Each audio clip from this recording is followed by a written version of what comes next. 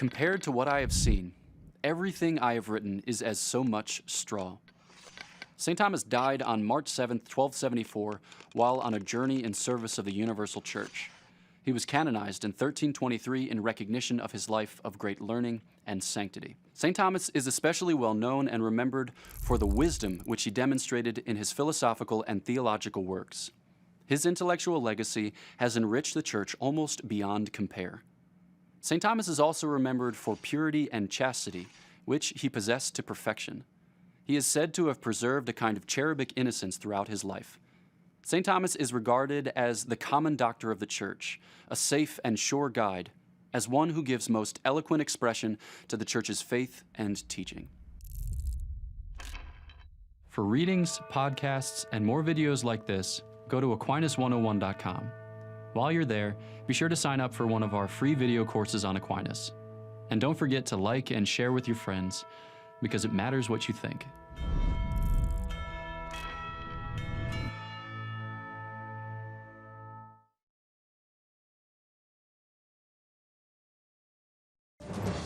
Fighting for the faithful. A new initiative seeks to strengthen religious freedom. We have a report and reaction. Flying the flag. Analysis of a Supreme Court case that is important to Christians. John Paul II Award.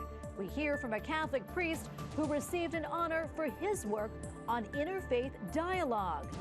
And on the march, thousands of pro-lifers gather in a European city. We'll explain. On EWTN News Nightly for Tuesday, January 18th, 2022.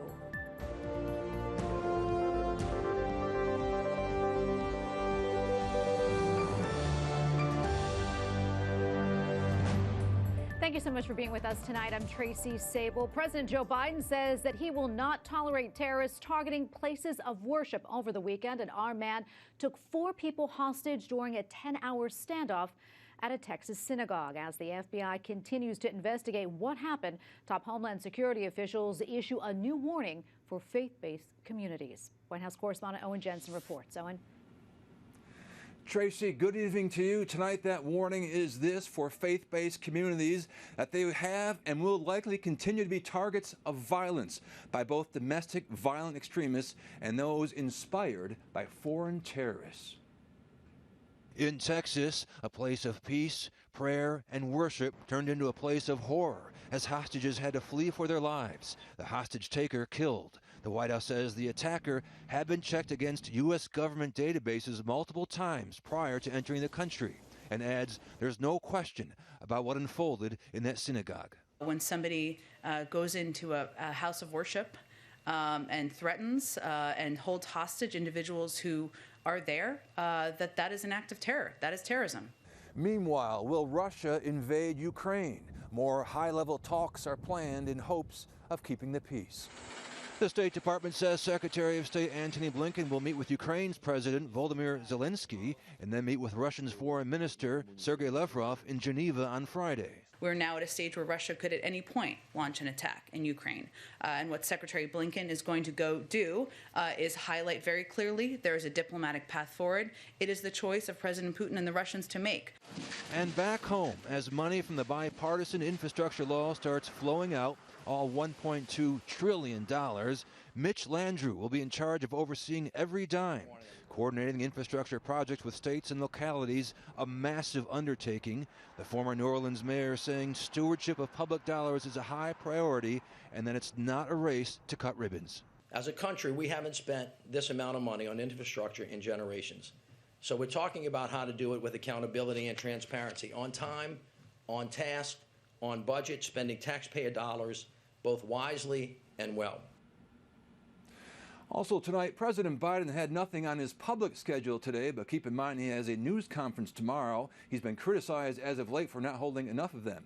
And separately, if you're looking for a free at-home COVID-19 test, listen to this. You can go to covidtest.gov. That's covidtests.gov starting tomorrow for your free COVID-19 test. At the White House, Owen Jensen, EWTN News Nightly. Well, the Supreme Court hears oral arguments in a religious freedom case today. The case, short-lived, versus Boston addresses whether the city of Boston violated the First Amendment when it refused a group's request to fly a Christian flag temporarily outside of City Hall. And joining me now is Andrea Pachani-Bear, director of the Conscious Project and legal analyst for EWTN News. Andrea, welcome back. Always so great to see you. Well, thanks for having me on, Tracy. It's great to be here. Oh, it's great to have you. So let's talk more about this case and what's at the heart of it. Well, it's really interesting. It's an intersection between free speech and the Establishment Clause. And we start off with the background of the City Hall of Boston. In front of City Hall, there are 3 flagpoles. On the first flagpole is the flag of the United States of America. The second flies the flag of the Commonwealth of Massachusetts. And on most days, on the third flagpole, the City of Boston flies their city flag. But they allow private groups to fly flags to commemorate historic events or different communities within Boston, including different foreign countries' flags. And so for 12 years, the city had approved over 280 requests to fly flags. Some of those flags include the country of Cuba, of China, and of the LGBT community in Boston. But in 2017, Harold Shurtleff asked for permission to fly what he called the Christian flag as part of Camp Constitution's celebration of Constitution Day. Now, I had never heard of the Christian flag, but it turns out it's a thing. And it's a white flag, and in the upper quarter is a blue block and a red Latin cross on it. And he was told by city officials that his request was denied because they were concerned passersby would think that the city was endorsing Christianity. So, of course, Shurtleff was not to be stopped, and he went to court. And today, this morning, on Tuesday, the Supreme Court heard oral arguments in his case, claiming that the city violated his free speech rights and that there was no problem in raising a Christian flag to celebrate Constitution Day. And what did the justices have to say during oral arguments? You know, it was fascinating. I love listening to these oral arguments. It was always great to be able to go in there in person, but to be able to connect to it, and everyone should really look forward to the opportunity to see the oral arguments or to listen to oral arguments by connecting to C-SPAN or to the court's website. All of them were engaged, and it seemed like an overwhelming majority of the justices thought that the city of Boston could not refuse flying that flag when they opened up the flagpole's use for all sorts of other people to fly flags. And when do you think that we'll have any kind of resolution on this? When do you think the ruling will be? Well, it looks like it could go until the end of the term, which is in June, but it could come sooner because it's kind of an easy case.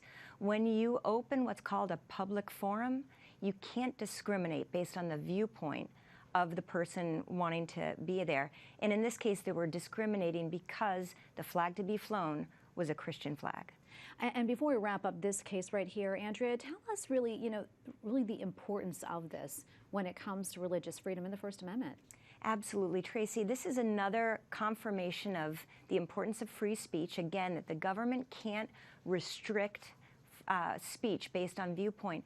But it's also a chance for us as Americans to kind of step back and think, why was it that the city of Boston thought that a Christian flag would be divisive? And why was it that in our oral arguments, people were thinking about other flags that surely would cause problems, like flying a swastika or a Ku Klux Klan flag? And we really need to think about, we know that our faith is a faith of peace, and it isn't there to cause division, but to bring us together as a country. And religious pluralism is the best way to be stronger as a nation. And before I let you go, there's another case that's heading to the Supreme Court, and that is the case with a football coach, high school football coach, who was praying on the field. Tell us why that is going to the Supreme Court and a little bit more about that case. Absolutely. This is a really interesting case. It's a coach named Joseph Kennedy, and at the end of games, in the middle of the field, he would kneel down and pray. And he was actually fired by the school district for doing that. Originally suspended and then fired. His case has gone through the courts and is going to be heard by the Supreme Court, where really we should know that individuals can express their faith even in their jobs and not be limited by the government, whether it's a school district or a place of business, from being able to freely show the importance of their faith in their life and in their work. And we know you'll be following that, and we'll be following Absolutely. you. Thank you so much, Andrew. It was so great to see you and get your analysis. Thank you, Tracy. Two high-ranking Vatican officials have tested positive for the coronavirus. Cardinal Pietro Parolin is the Holy See Secretary of State. Archbishop Edgar Peña-Pera is the Deputy Secretary. Both are fully vaccinated. They are the highest-ranking Holy See employees to test positive for COVID-19. Germany wants to remove a ban that prohibits doctors from advertising abortions. Wir wollen damit einen unhaltbaren Rechtszustand beenden. The country's new justice minister wants to end criminal penalties of up to 2 years in prison. He says laws which govern performing abortions in Germany will not change. At least 3 people are dead following a drone strike against an oil facility in Yemen. The attacks yesterday targeted tankers at an oil depot in Abu Dhabi. Fires extended to the international airport. In retaliation, the Saudi-led coalition conducted airstrikes against Yemen's capital last night, killing more than 10 people. Coming up, the former ambassador at large for international religious freedom tells us about his new initiative.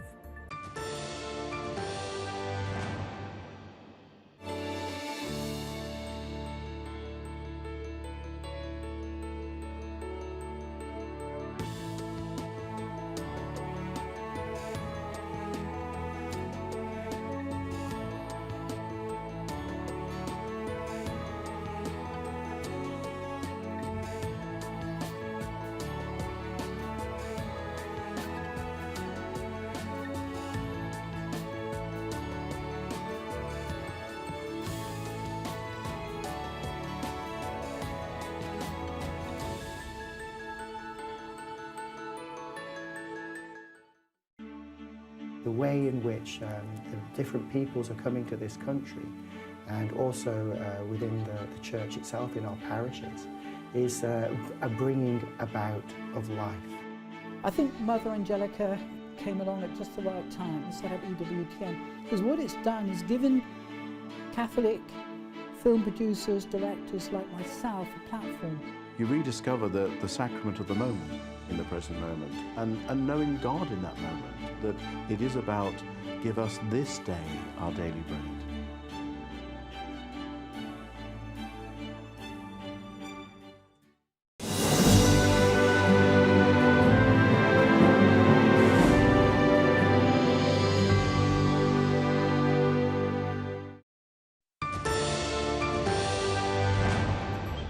The First Amendment guarantees religious freedom to all Americans. Attacks on these liberties continue to increase in the United States and also around the world. And now a new effort aimed at protecting religious freedom is being launched. Capitol Hill correspondent Eric Rosales has more. It's called the National Committee for Religious Freedom, and its focus is on protecting religious liberties by getting candidates elected at the local, state, and federal level. It's headed by former Ambassador for International Religious Freedom, Sam Brownback. As I came back from working on international religious freedom issues and saw the decline here in both officialdom by the government and societally, the reduced respect for it, we've got to start fighting for this right here. America needs religious freedom, but religious freedom around the world needs America too. Ambassador Brownback tells me he's hopeful that both Republicans and Democrats will support the committee. Though the issue is not as bipartisan as it has been historically, President Joe Biden declared January 16th Religious Freedom Day. However, a leaked Health and Human Services memo reveals the Biden administration seeks to unenforce the Religious Freedom Restoration Act. Former Attorney General Jeff Sessions is also serving on the committee. I fear that our commitment to religious freedom is beginning to be eroded, that we are continuing to see hostility to all forms of religious faith in this extremely secular world. The head of the committee's founding organization worries religion is losing its place in American society. It's being attacked by cultural and political elites who demand that religion be removed from our public life, and who defame as bigots and haters those with whom they disagree on matters of religion and public policy. Religious leaders are also part of the effort. Religious freedom belongs to everybody, It's a right every one of us possesses in full measure. And this organization is rightly dedicated to the promotion of a vibrant religious freedom for everybody. Bottom line, the nonprofit, nonpartisan committee hopes to preserve religious liberties one vote at a time. Eric Rosales, EWTN News Nightly. And joining me now to discuss is Ambassador Sam Brownback, chairman of the National Committee for Religious Freedom and former U.S. Ambassador at Large for International Religious Freedom. Ambassador, great to have you back on. Oh, it's a pleasure to join you, Tracy. Always good to be on the show. We always love having you. So tell us, why exactly was this committee formed, and why now? Well, we're seeing a decline in religious freedom in the United States, and this is the cornerstone nation on religious freedom. If the United States starts to slip on this, it will have ramifications around the world, and we're seeing it slip. We're seeing synagogues attacked just this last weekend, and we need people to have a fundamental respect for the institutions, but also the practice of religious freedom. That's so central, and we're seeing it slip, and so really felt like now is the time we needed to get this launched. Yeah, I want to go back to that, what you just mentioned about the synagogue attacks. I mean, really right on the heels of Religious Freedom Day that happened on Saturday. I know you were in sort of a similar situation when you were governor of Kansas. Talk about that and your reaction to what happened on Saturday at that synagogue in Texas. Well, while I was governor of the state of Kansas, I had a synagogue attacked in my state. A shooter showed up looking to shoot and kill Jews. Now, he ended up shooting Christians, but his objective was to shoot and kill Jews. And as governor, boy, I immediately went over to that synagogue and I told people, we are going to stand with you. We support your right to be able to practice your faith freely and openly. That's another key piece of it. And we're going to provide additional protection here for you. And we stand with you as a community. And that's what we've got to do as a country.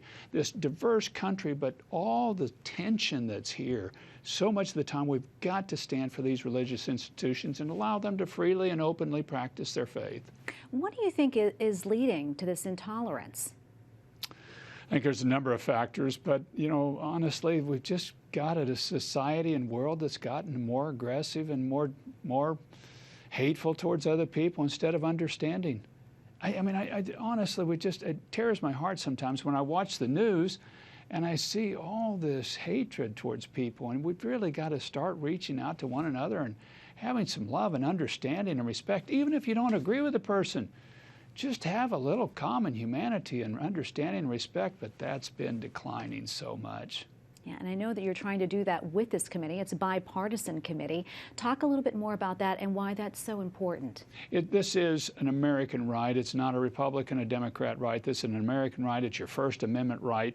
It was a genius piece of the founders to see they weren't going to establish a church and they were not going to limit the free exercise of that.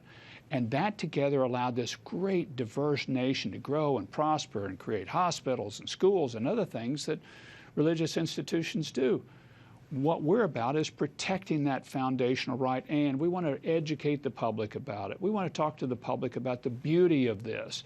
And what this allows to take place in the world is for a very diverse country to be able to function and operate together, and that's what we need to do. Yeah, and what is your big goal with the committee? What are you hoping to achieve?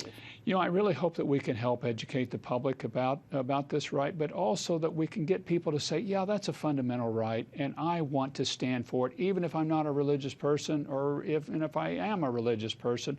I want to stand for this. This is about what America stands for. It's a fundamental human right, and it's one around which you build the other human rights. So we're just trying to get back to the basics and shore up the cornerstone and the foundations of the Human Rights Project worldwide. They're based in the United States. They start and they grow here. We got to shore up our own foundation. How do you think we can do that as we become more of a secular community? As we were talking to Andrea Pachati-Bear in the previous segment about the case out of Boston with flying that Christian flag. How do you think we get back to our roots? You know, I think he asked people, even that are very secular, say somebody that's a fully atheist, do you want to exclude Jewish people from being able to freely operate in the country? Do you want to exclude Christians or Muslims from freely operating in the United States? And I think most people would say, well, no, I want them to be able to freely practice and safely practice here. well, then we've got to guarantee this right. The other thing is, if you don't have religious freedom around the world, you're going to have the clash of civilizations. You're going to see this big fight taking place between Christianity and Islam or atheists and other people of faith as their values clash. You got to protect the ability to be able to practice your faith even if you disagree with the other person. This is just fundamental for us to create a society that a diverse society can operate in. We have probably about 30 seconds or so left, but wondering any final thoughts. What do you want folks to know? I want them to join.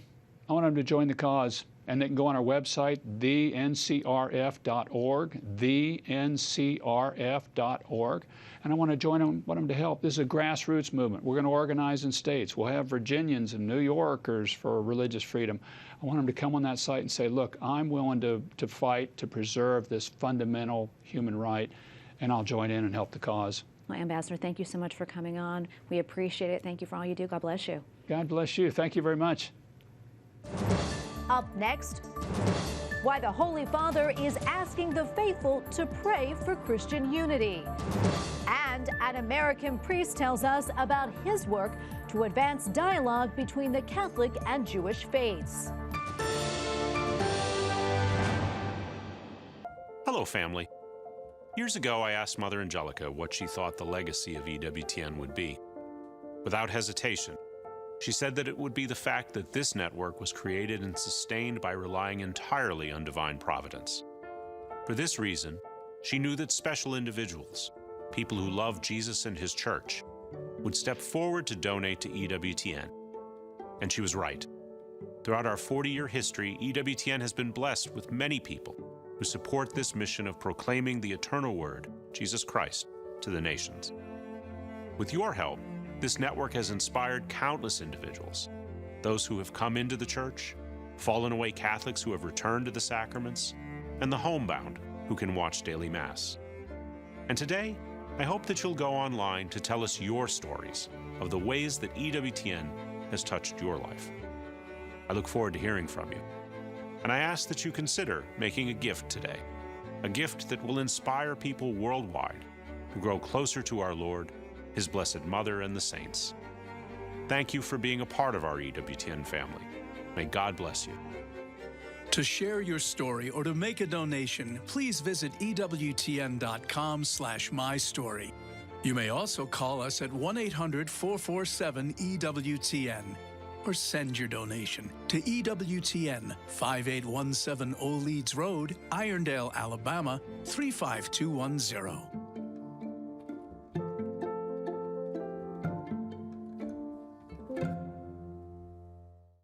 EWTN News Nightly is your Catholic news source for what's happening now in the church, the nation, and the world. And now you can have it delivered straight to your inbox. EWTN News Nightly. Clear, concise, Catholic. Sign up today at EWTN.com/ENN. Well, the Vatican is asking Catholic bishops to invite local Orthodox and Protestant leaders to participate in the early stages of the Synod on Synodality. In a letter released yesterday, the Holy See says the dialogue between Christians of different confessions has a special place in the synodal journey. The gathering of Catholic leaders takes place next year in Rome. Pope Francis reminds the faithful that something good can come from our suffering. Gesù dice ai servi di riempire l'anfora di acqua. At a Sunday address to pilgrims at the Vatican, the Holy Father suggested we offer up our suffering for the week of Christian unity that begins today. He adds that though Christians come from different faiths, we all keep our gaze fixed on Christ. The week of prayer for Christian unity began in the 1800s. The John Paul II Center for Interreligious Dialogue seeks to build bridges between the Christian and Jewish faith. Yesterday, it honored a priest from the Archdiocese of New York. Father Ryan Muldoon is the winner of the inaugural John Paul II Prize for Catholic Jewish Studies. Father Muldoon won the award for a paper called The Land of Our Fathers in Faith. The rabbi who presented the honor called the thesis something both Christians and Jews can read and both will feel represented. And Father Ryan Muldoon, winner of the John Paul II Prize for Catholic Jewish Studies, joins us now. Father Muldoon is a student at the Pontifical University of St. Thomas Aquinas. He is also a priest from the Archdiocese of New York. Father Muldoon, great to see you. Thank you so much for your time today. First off, congratulations on the award. What was your reaction when you found out that you won? Well, thank you so much, and thank you for having me.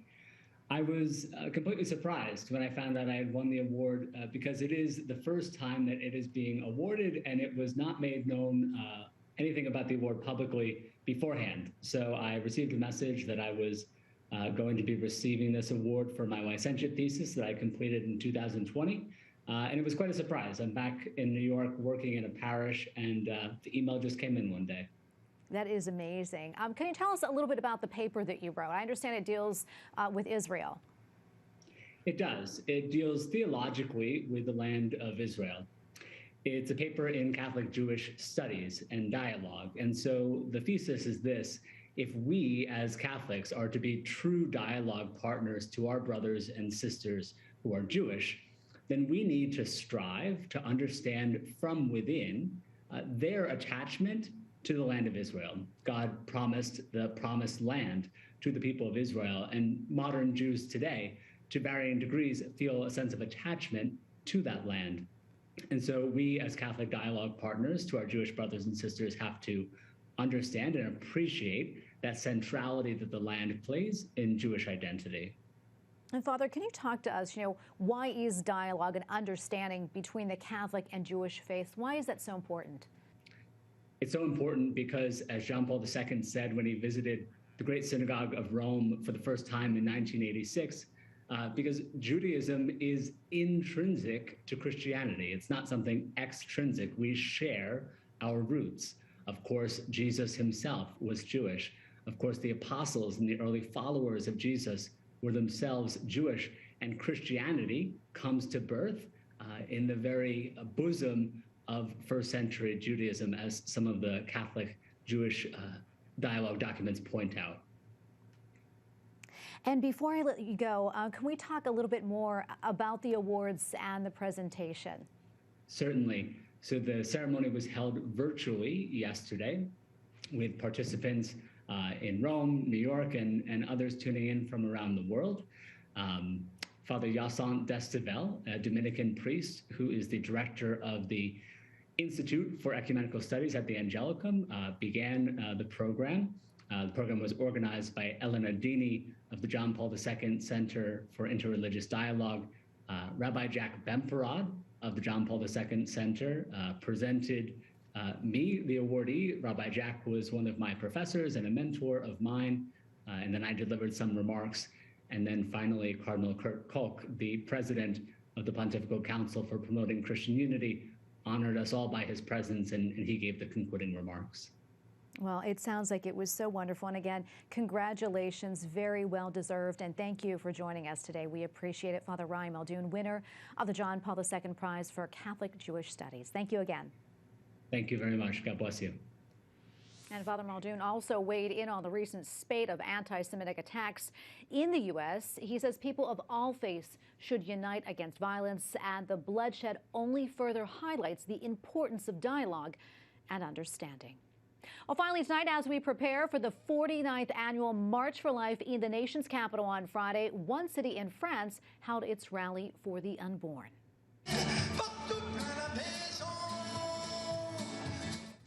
In Paris, thousands participated in the 16th French March for Life on Sunday. It's an important week for the unborn in France. Tomorrow, the country is set to consider a bill that would extend legal abortion from 12 to 14 weeks of pregnancy, and we will continue to bring you updates on that story. And just a reminder, the 49th Annual March for Life in Washington, D.C.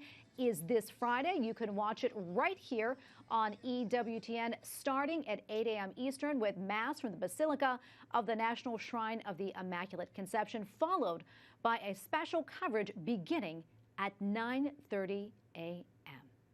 And we thank you for watching tonight. For the entire EWTN News Nightly team, I'm Tracy Sable. Good night and God bless.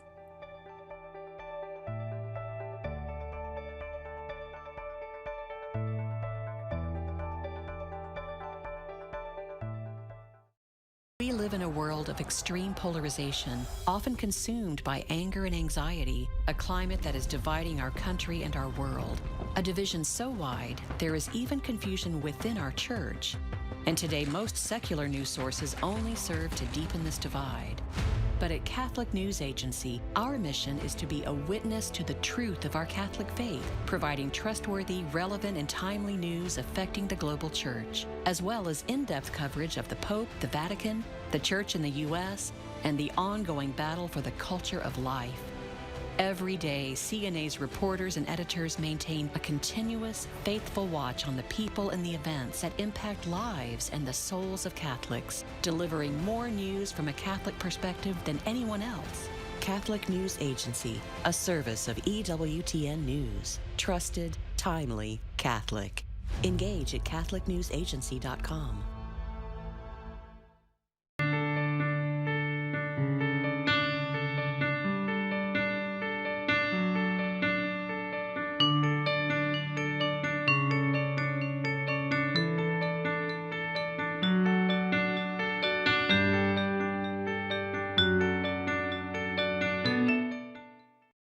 EWTN. Live true. Live Catholic.